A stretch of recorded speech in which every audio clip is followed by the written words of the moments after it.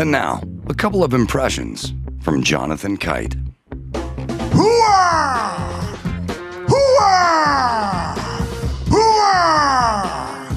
That's Al Pacino in Scent of a Woman. Excuse me, ma'am. Would it be all right if I grabbed your hooah? That's Al Pacino in Consent of a Woman. Jonathan Kite is on the Adam Carolla Show. Jonathan Kite just ran to the little boys' room. He'll be back in a second. I'll tell you, he's got live dates coming up all over the place. Zanies in Illinois and Cap City Comedy Club in Austin, Hyenas in Fort Worth. And what you can do is you can go to jonathankitecomedy.com and you can find out all of Jonathan's live dates all over the country. All right, Max, we got some Grammys. Yeah, so Grammys were last night as we record this, hosted by Trevor Noah. Do not like Trevor Noah. Why not? Because Trevor Noah does my least favorite thing, other than he does the thing that I hate most, which is him and like Ilhan Omar and stuff. They do this, which is like they come to this country, they like flee to this country because their country's a piece of shit, and then they bash this country all the time. Because they're progressive, they have to bash it. But it's like you came from a place that was much worse, and now you come here and you're shitty about it, and you have this great reverence for your old country. And I hate any of those people. I think they're destructive. Well, he hosted again. Oh, good. Yeah. So he first Dua Lipa opens the show with this this fun song and dance number, and then comes Trevor Noah's monologue. I thought he was always okay doing the Grammys. Like there wasn't anything. I think crazy. he's okay comedically, but just okay. Okay. I never thought he was that funny. This year, I thought he seemed to have this weird nervous energy. Like he kind of did the Anthony Anderson thing where he was just trying to prop everybody up, didn't roast anybody, just being stoked for everybody who was walking in. Now remember last year as he was doing jokes, what they did is they have the tables now instead of like the just all theater seating. It was at crypto.com arena. So the tables, and he's going around, but like people were running late last time. People ran late this time too. So he was going to empty chairs like, oh, Meryl Streep is gonna be here. She's here. Or Taylor Swift's gonna be here. Or Jay-Z and Beyonce, they're gonna be here. And then he proceeds to do with a joke because they're not sitting at the table when he practiced it. So, but here's him talking about Meryl Streep in front of an empty chair as Meryl's gonna come in. But you just hear his like, what I thought was kind of a nervous energy. She's going to be in this chair. I can't believe that Meryl Streep is here. I really can't believe it. Because, I mean, what? Huh? You thought I was lying. You thought I was lying. You don't have to apologize to me. Meryl Streep, yes. Yeah, and this moment right here, you know what that means? It means the Grammys is going to win an Oscar. Yeah, I don't know how, but we just did it. I want to thank both Academies. Oh, thank you so much. Thank you so much. Yeah, but he was going to each of the tables. Taylor Swift walked in when he was doing a Taylor Swift joke. And he did a joke about the NFL cameras cutting away. He did? Yeah. Wow. So here's you want to see his version of it? Yeah, so here's his version of that.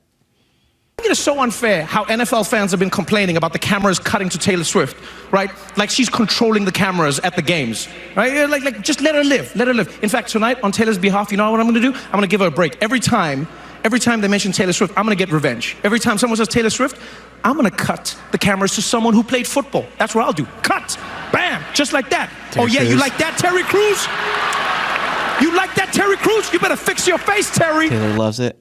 That's funny. Yeah, that was a good joke. Yeah, that's good.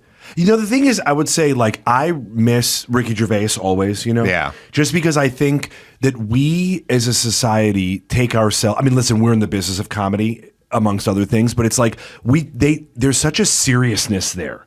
Where it's like you dress up in like these gowns of people on the Titanic. Right. And you're in these big artistic pieces, and it's awesome. I love the fashion. But then it's like you're clearly like you're making a statement, you're having fun, you're out there. But then the moment it comes to like talking about you, it's like you can't say anything. And then people just sort of freeze. Right. And they go, no, we're not allowed to be commented on. And so it's like this new thing of comedy where it's like lighthearted and they're not really saying anything. And that's what's substituting comedy right now. That's And- it's like an energy. They're just putting Right, this exactly. It's an energy out. upbeat energy. And then when Ricky Gervais, who, by the way, people still love that dude, he's still funny, that it's like, you're like, oh, to be roasted by him. And it's like, yeah, because you're all such in a good way, like when the Academy Awards, everybody's privileged to be in that room. Nobody's doing badly. No. You're all doing great. Right. You're getting honored to be playing someone else. Right. And we're just having fun. And so now, but we need to stay away from commenting on it in any capacity or it seems negative. It's like, what's going on here? Yeah, I think the problem with Ricky Gervais is everyone wants to be Ricky Gervais the 5th time he does it, but not the first time. Yeah, but he took that bullet. I rewatched No, him he all. did. Yeah, I that's love what I'm him. saying. And I'm if the kids are listening, it's always my Snoop Dogg smoking pot theorem, which is Snoop Dogg gets to smoke pot wherever he wants to smoke pot. If you go to the green room of Kimmel's show and light up a doobie, you will be arrested. But Snoop Dogg turns everything into a doesn't. green room. But who lights the first doobie? You know what I mean? You have to become that person. And the way Absolutely. you have to do it is you have to just suck it up and go for it the first time. But but everyone kind of makes business decisions the first time. Totally. You know? Everything is a bandwagon decision now. Right. So now you're basically everyone wants to get roasted by Don Rickles, but everyone doesn't want to get roasted by Trevor Noah. But how do you become Don Rickles or Ricky Gervais? And that's the problem. But I think that's Ricky's that's always been his brand. I mean, in other things that he does, like the Ricky Gervais show, which they animated for HBO with him and Carl Pilkington and Steve Merchant. There's always something sort of like snarky, even in his shows, like extras or whatever. Like there's sort of like an attitude about things. Whereas Trevor Noah, it's like it's a little bit unfair because it's like he's a political comedian that hosted The Daily Show, which has a very specific on-brand messaging. And then it's like, now do it for musicians. I mean, but I think I think what you're speaking to, even if maybe you're not aware of it directly, is there's a difference between, going out and crushing and sort of trouble avoidance on every level.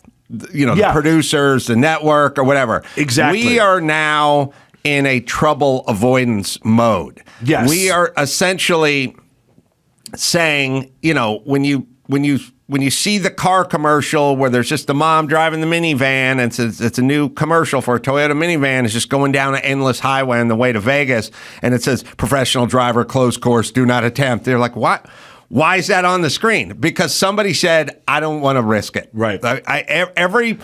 Everybody, and in the name of not risking it, we're fucking our society up. So we have this thing where it's like, we need diversity, and we need a diversity officer, and we need everybody has to be, like, you go get a corporate job, you have to show up at the sex whatever seminar and be told how to talk to women and stuff like that. And you go, I've been married to the same one for 30 years. I go, that doesn't matter. Oh, sure. Everyone is covering well, themselves. they need to cover their asses.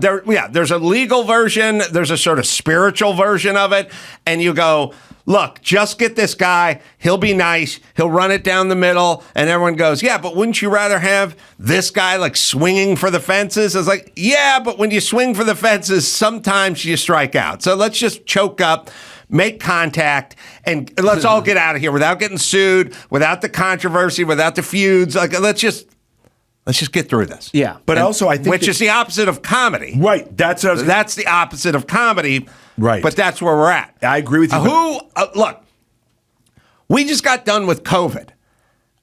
There's not one comedian who is popular who I heard say shit about anything COVID. Negative.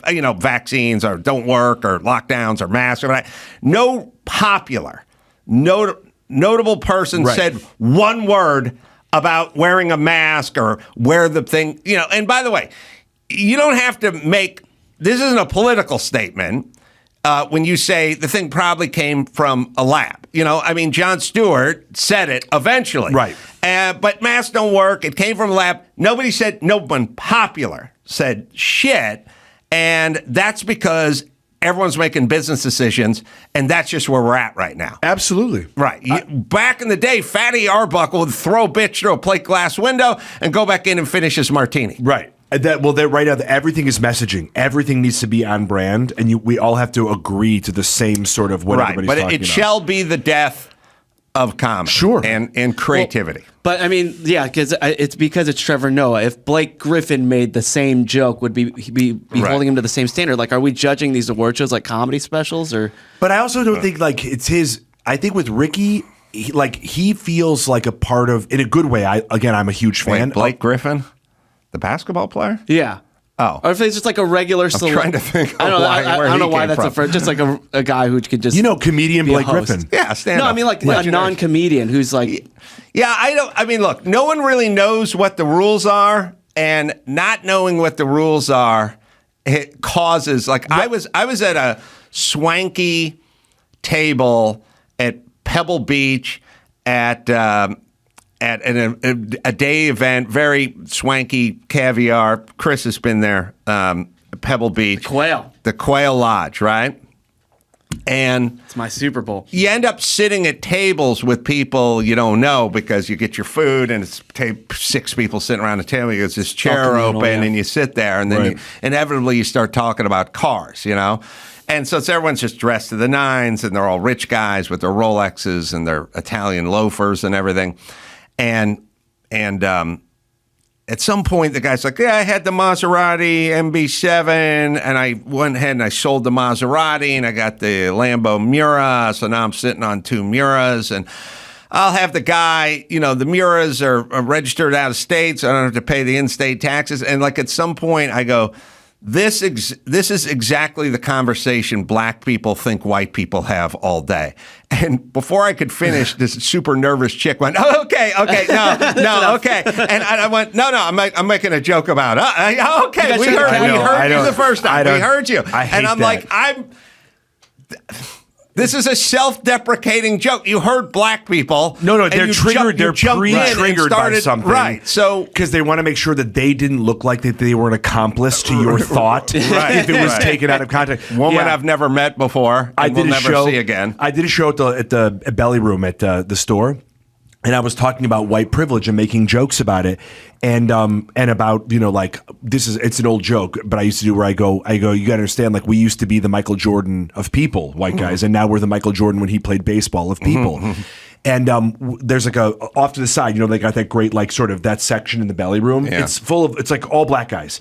And they're laughing their heads off. And there's one white woman in the front row who's got her arms crossed. And I just stopped. I wasn't going after her. This wasn't a crowd work clip. I'm not filming it. I go, what's wrong right now? I said, who are you offended for? Right. I go, do you because the people I'm talking about look like me and they look like them, and we're enjoying what's happening right now. And this woman was just like pre-offended. And by the way, maybe she just didn't think I was funny, but it seemed like she had a problem with the material. Yes. And she's being offended on behalf of people, usually who aren't in the room. But I'm like, these people are in the room. Right. And I go, are you guys having a great time? They, on the whole side, applauded. And I go, who are you mad at right now? What's going on? I'll tell you who wasn't having a good time. The white cocktail waitress who wasn't getting tipped by the brothers. That's the person that was. That's the only person. We know where you're going tell you at. who wasn't having a good Hold time. on. We know where you're going with that, I'm buddy. saying who wasn't saying, having a John? good time. All right. Yes, I agreed. So now Trevor Noah did make a pretty edgy joke, I thought, though. Ooh, I have that here. Yeah. Clip 2, Byron. Okay. Yeah, this is coming back from commercial, and then it was real quick. But By the way, I mean, he it's looks great. Oh, Yeah. there you go. Dude, what a sharp looking dude. a lot of wardrobe changes. Great fits. Yeah. Dude, that white jacket looked amazing on him. All right, we're back at the Grammys with all the stars that weren't on Epstein's list. Our next award presentation is pretty special. Press right through it. Yeah. Yeah. I whether it was sort of Joe Coy kind of punting his or Trevor, like, if you're going to do it, live with it. You got I'd say live in it. That's my Live in favorite it, thing. yeah. Live in it. I like when the room pulls back. It's okay. Like everything doesn't need to be immediately like, get the camera off me, get the camera off me. I got a clip of the room pulling back. Oh, really? Yeah, so Jay-Z won the Dr. Dre Global Cultural Impact Award, and he was honored. You don't think Jay-Z feels good enough about himself by now? No, he hasn't. No. After last night, he does. He's got a $200 million house in My Malibu. theory is you want Jay-Z at this award, so you gotta give him get him You there gotta give him somehow. something. This is Well, what maybe he you want does. Beyonce. Do you hear Yeah, what's she's happening there too. next year? He's winning the Jay-Z award. Exactly. They got to get him. They in gotta there get him any way back, they can. baby. So he wins, and he's thanking Dr. Dre, he's thanking the Academy, and then he starts talking. He starts criticizing the Academy a little bit and trying to defend his wife Beyonce. So here's this. It's subjective because, it's music and it's opinion based. But, some things, I don't want to embarrass this young lady, but she has more Grammys than everyone and never won Album of the Year. Beyonce. So even by your own metrics, that doesn't work. Yeah, it does. I mean, Think come about on. that. The most Grammys, never won Album of the Year. That doesn't work. And she's just standing there. So a lot of people. her? Is she in That's her. blonde? Yeah, in blonde. The next one was cowboy his hat? daughter. Oh, okay. And a lot of people comparing that to Kanye West doing the MTV Awards, saying, "Hey, Beyonce should have won this." So a lot of people defending Beyonce from the stage, but I mean, it is his wife. And then, Did you Well, see you think Trevor it's- Noah's suit, by the way? In that shot, all leather. yeah, he Bro, had a he lot looking fire. Yeah, he had a really good style. Anyway, All the sorry, suits were didn't nice. derail that. Okay. And then, hold on, Jonathan, let me intervene here. You didn't know it was 1 foot in college and 2 foot in pro. No. I'm a coach. I'm a You coach of called commercials. Spiking a football, smashing a football. Whipping. I think whipping is Whipping what I a said. football. And now you're obsessed with Trevor Noah's physique. Bro. Is there something you want to say Yes. on this show involving your sexuality? I will tell you, this I don't would be know. the time. This is a safe environment to just be open about your sexuality. I'm not a fan people of. are talking, and I just think it'd be no kids, right? I don't like football, but I am a fan of the bachelor. pigskin. I don't. The truth is, I don't know anything about football. How about the lambskin? the lambskin, whatever, And where it's going. the latex He ball. likes the I'm leather just skin saying. suit. I know everything about basketball. I feel like I know nothing about football. I don't want to put you. You shouldn't be defensive. And I know everything about glory holes. Let me finish. I know everything about getting in a man's end zone. Let me finish. When you said the 1 foot 2 thing, 2 foot, I looked the I other love way. tackling dudes. Give me a second here. Okay. So Swift or Kelsey in terms of just one night? Why not both? Okay, And I was going to all say right. that. That's that. what Yeah, I. there you That's what I was. Okay. So And then Jay-Z went on to criticize the Academy even more. Some of you gonna go home tonight and feel like you've been robbed. Some of you made it, Rob. Some of you don't belong in the category. Oh, no, that was it. No, when I get nervous, I tell the truth. So a lot of people talking about his acceptance speech where he's criticizing and telling people, look, you don't even belong in these categories. You know the beauty. I mean, what anybody who's listening who's a loser, hold your head up high, because no matter where you get to, how much money you have, how many accolades, $200 million house in Malibu, you always got beef. And Yes. you always feel slighted. Absolutely. And I just remember when I was talking to Stallone at Maria Menounos' party, and he was talking about being disrespected. He was like punching his hand. He's like, oh, Ben Affleck, Matt Damon, Evan.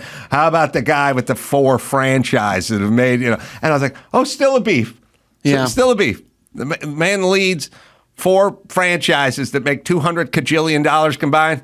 Feels By the way, disrespected as a beef. He's still working. I believe he's the only person to have a #1 movie in the 70s, 80s, 90s, since the 70s, he's had a #1 movie of the decade because he was just in Suicide Squad and he played King Shark. So I'm saying he's still relevant. It's not like this guy who's like, I'm not doing it anymore. He's still working. People still love this guy and he still has a beef with people. Yeah. Everybody, no matter how many Grammys you have, no matter how much money you have, and no matter how many franchises you have, It's not enough.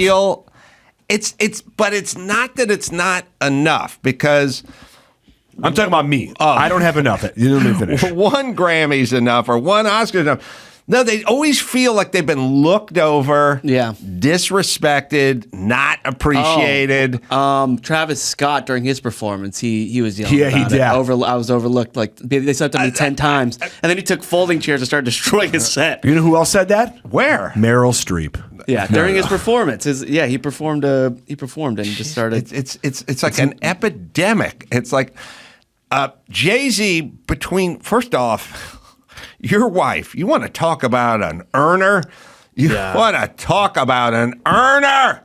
I know. She's making $10 kajillion. She's doing okay. Bringing it all back. But generationally, I don't think anybody. The thing is, weirdly enough, I think if she's thought of, and has been for a very long time, is top tier. Yeah, legend. And she's young, and she is considered legend already. She's iconic. Iconic, generational.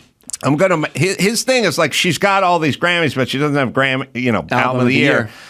It's like saying, Dan Marino has all these stats. He should have Super Bowl trophies. And it's like, nope, he's just got all. Sorry, Dan Marino's a professional football player. Right. I know him play for there's a team in Miami. I know him from Ace Ventura. Yeah, that guy. Oh, right. Yeah. Which is a porn I directed. Right. Yeah. All right. But you're right. It's called Smooth as a Dolphin. Beyonce, just make a good full album.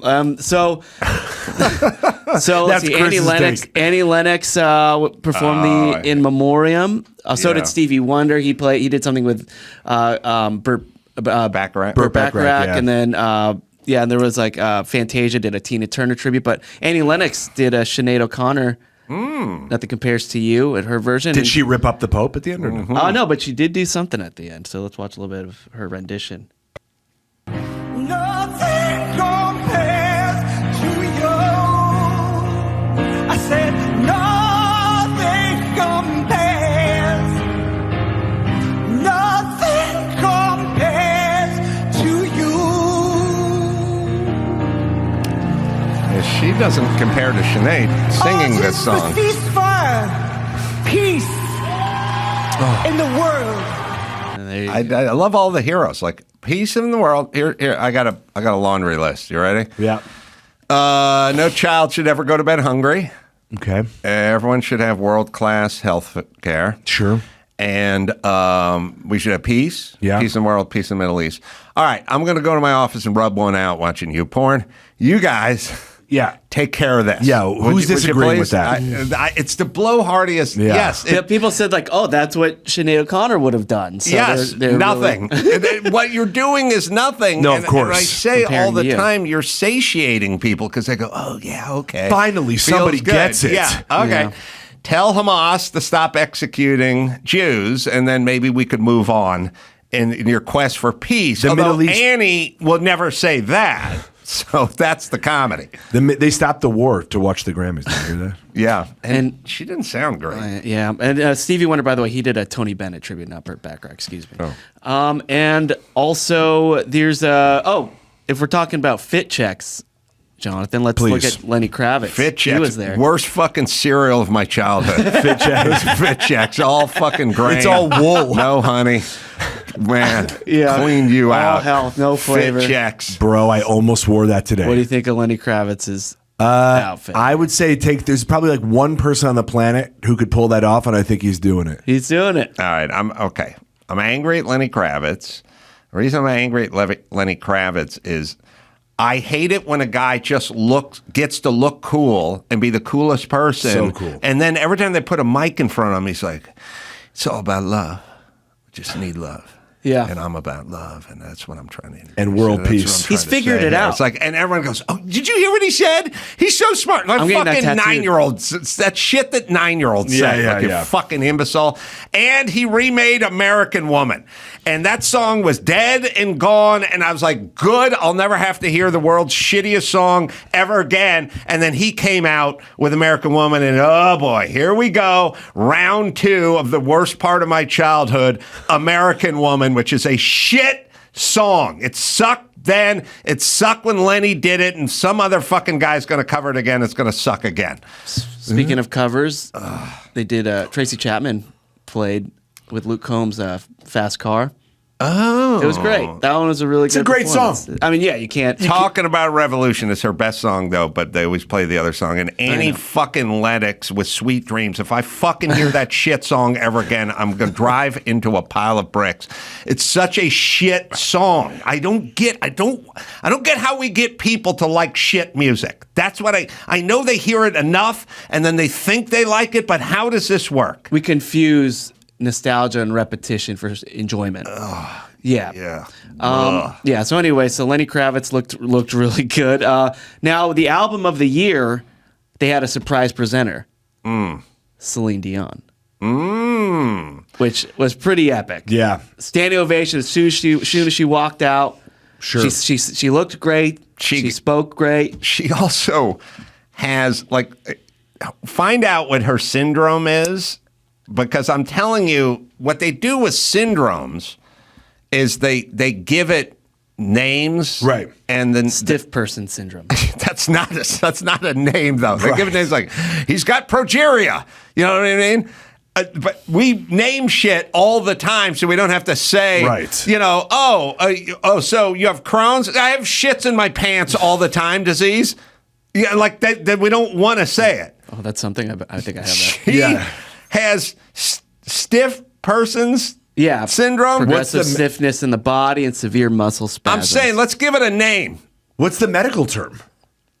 It's just called stiff person syndrome, which again, it's so rare that they haven't given a medical term yet. Again, we avoid going shits his pants syndrome or pisses blood syndrome or whatever. We Lou Gehrig disease. I was just going to say, that's what I was thinking. We pick a baseball great name. Yeah. She could have had Manny Mota syndrome. They're going to call it. That's a professional baseball player. I know. But this is going to be called Celine Dion syndrome. That's what they need to do. That's what because stiff person syndrome sounds horrible. No, it sounds like Viagra. I got stiff person syndrome down here. I've had it for 8 hours. Then I have that. I'm sorry, everybody. I have that. Bro, I'm on it right now. All right, talking about Dan Marino. Zuby is out there, rapper, author, social commentator, which I love. We're gonna bring him in, right? Yeah. Take a break here. Did you swap him out with Jonathan Kite? JonathanKiteComedy.com is where you go. I read your plugs while you're shaking the dew off the lily. When I was shitting my pants syndrome. Yeah, you have shit Haynes syndrome? Yeah.